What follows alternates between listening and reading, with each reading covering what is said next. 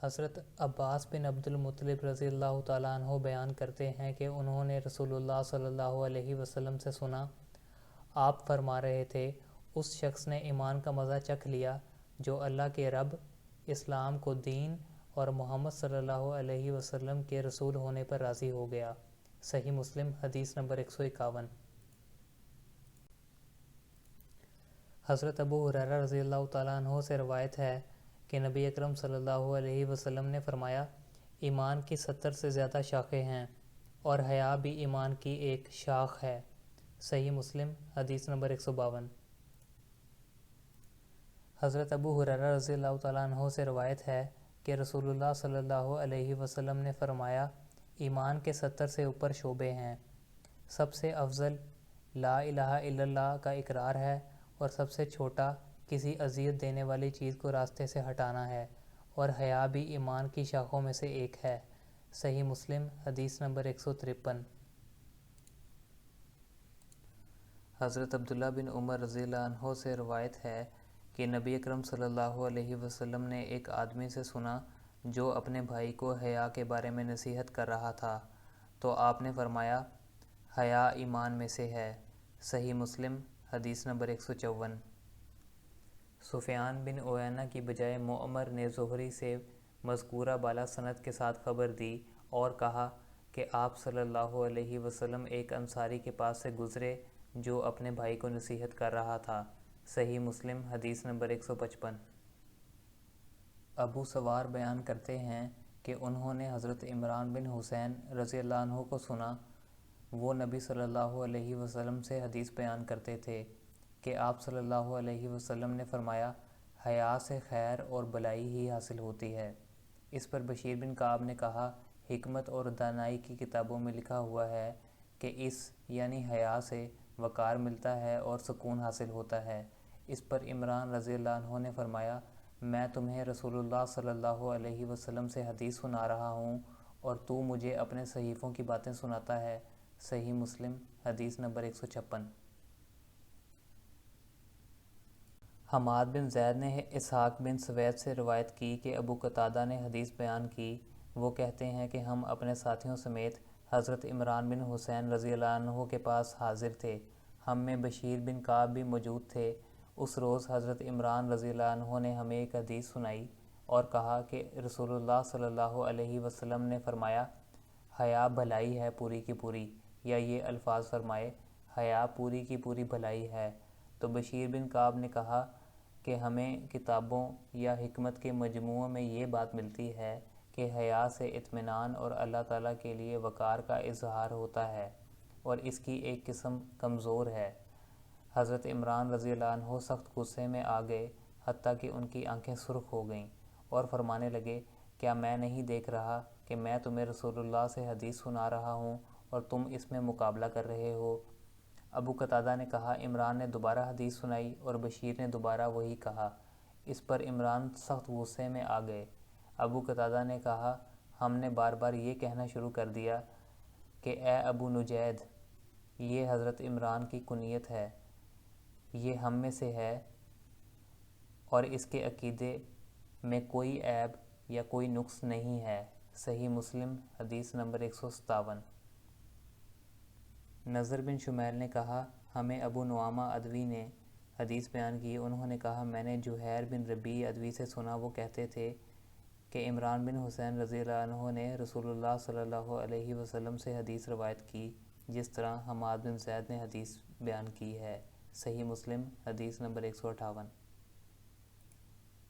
حضرت سفیان بن عبداللہ ثقفی رضی اللہ عنہ سے روایت ہے، انہوں نے کہا کہ میں نے رسول اللہ صلی اللہ علیہ وسلم سے عرض کی، اے اللہ کے رسول، مجھے اسلام کے بارے میں ایسی پکی بات بتائیے کہ آپ کے بعد کسی سے اس کے بارے میں سوال کرنے کی ضرورت نہ رہے۔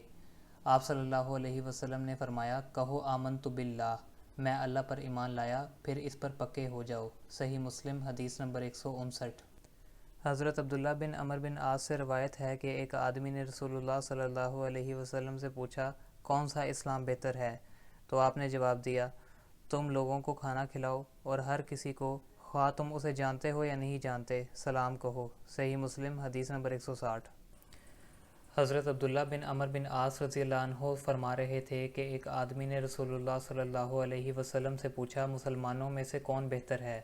آپ نے فرمایا جس کی زبان اور ہاتھ سے دیگر مسلمان امن میں ہوں۔ صحیح مسلم حدیث نمبر 161۔ حضرت جابر رضی اللہ تعالیٰ عنہ بیان کرتے ہیں کہ میں نے رسول اللہ صلی اللہ علیہ وسلم کو یہ کہتے ہوئے سنا، مسلمان وہ ہے جس کی زبان اور ہاتھ سے دوسرے مسلمان محفوظ رہیں۔ صحیح مسلم حدیث نمبر 162۔ حضرت ابو موسیٰ اشعری رضی اللہ تعالیٰ عنہ سے روایت ہے، انہوں نے کہا کہ میں نے رسول اللہ صلی اللہ علیہ وسلم سے عرض کی، کون سا اسلام افضل ہے؟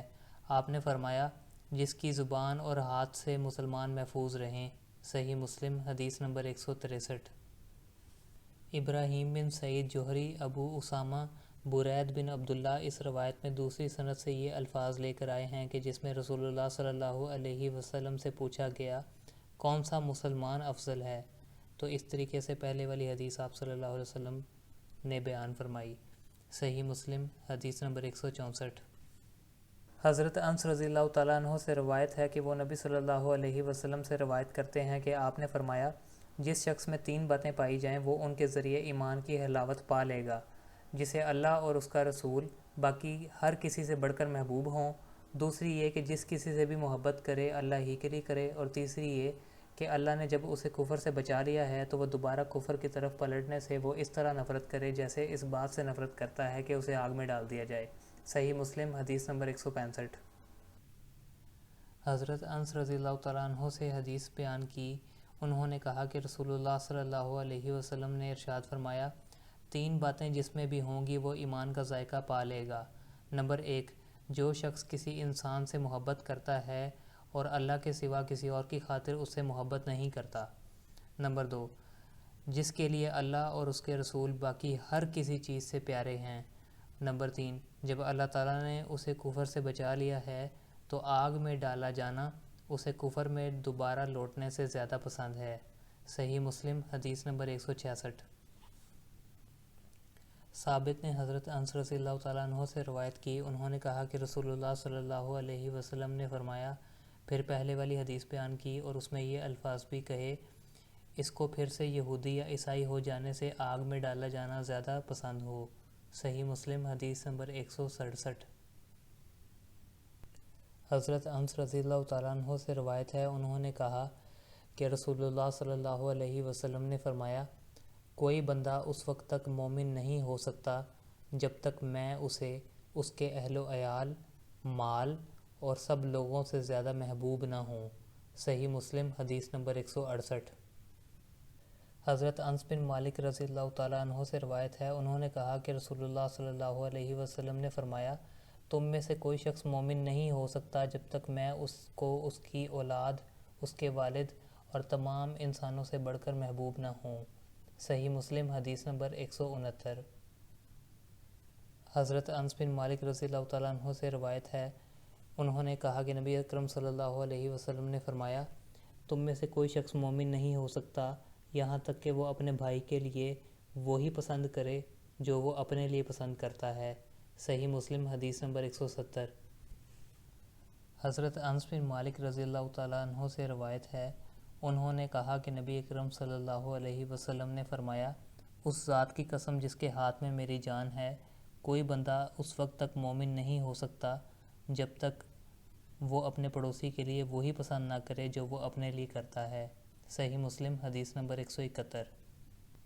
حضرت ابو ہریرہ رضی اللہ تعالیٰ عنہ سے روایت ہے کہ رسول اللہ صلی اللہ علیہ وسلم نے فرمایا، جس کی ایذا رسانی سے اس کے پڑوسی محفوظ نہ ہوں وہ جنت میں نہیں جائے گا۔